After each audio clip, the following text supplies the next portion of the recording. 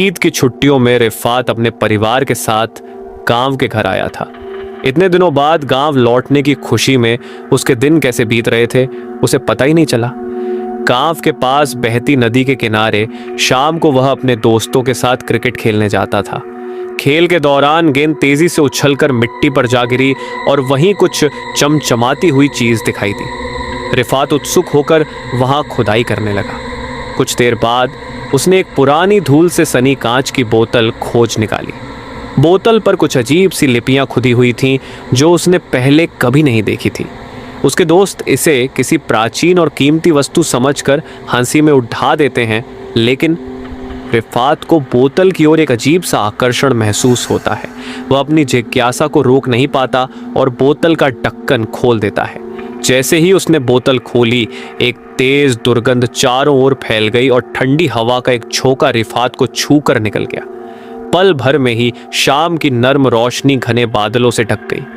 आसपास के पक्षी अचानक खामोश हो गए, यहाँ तक कि नदी के पानी का कलकल शोर भी थम गया।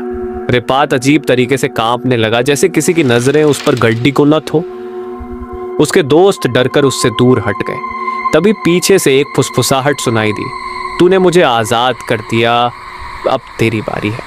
रिफात धीरे धीरे पीछे मुड़ता है और जो दृश्य देखता है उससे उसकी सांसें रुक जाती हैं। उसके ठीक पीछे नदी के किनारे काले धुएं जैसी एक विशाल छाया धीरे धीरे आकार ले रही थी। उसके शरीर से धुएं के गुब्बार निकल रहे थे, लेकिन सबसे डरावना था उसकी आंखें जो लाल रंग में चमक रही थी। रिफात भय से जड़डिज हो गया। तुम कौन हो? रिफात ने कांपती आवाज में पूछा। डरावनी छाया फुसफुसाई, मेरा नाम लेना मना है। मैं हजारों सालों से इस बोतल में कैद था। तूने मुझे आजाद कर दिया है, बदले में मुझे तेरी जिंदगी चाहिए। यह सुनते ही रिफात के पैर मानो जमीन में धंस गए।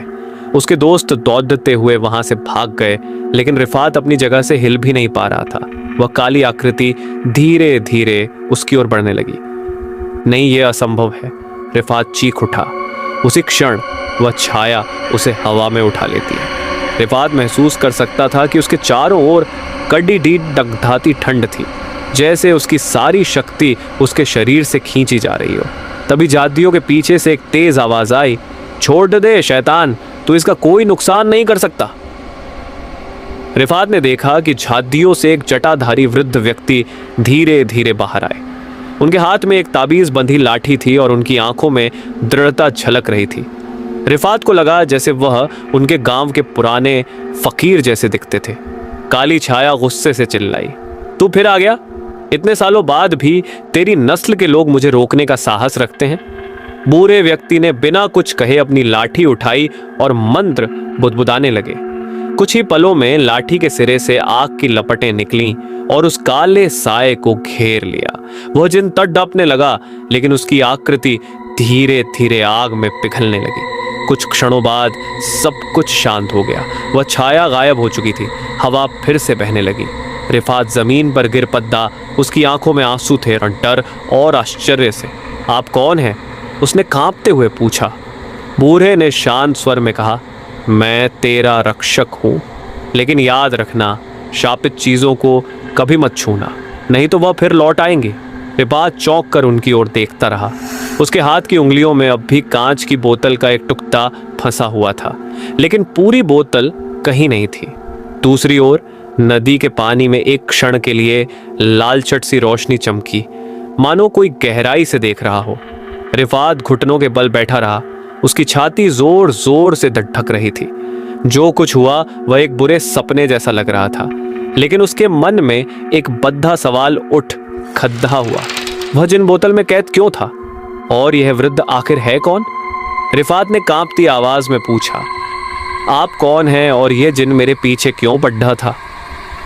बूढ़े व्यक्ति ने गहरी सांस ली और कहा, इन सब का जवाब तुझे एक दिन मिलेगा, लेकिन उसके लिए तुझे अपने पूर्वजों के गुप्त इतिहास को जानना होगा। मेरे पूर्वज?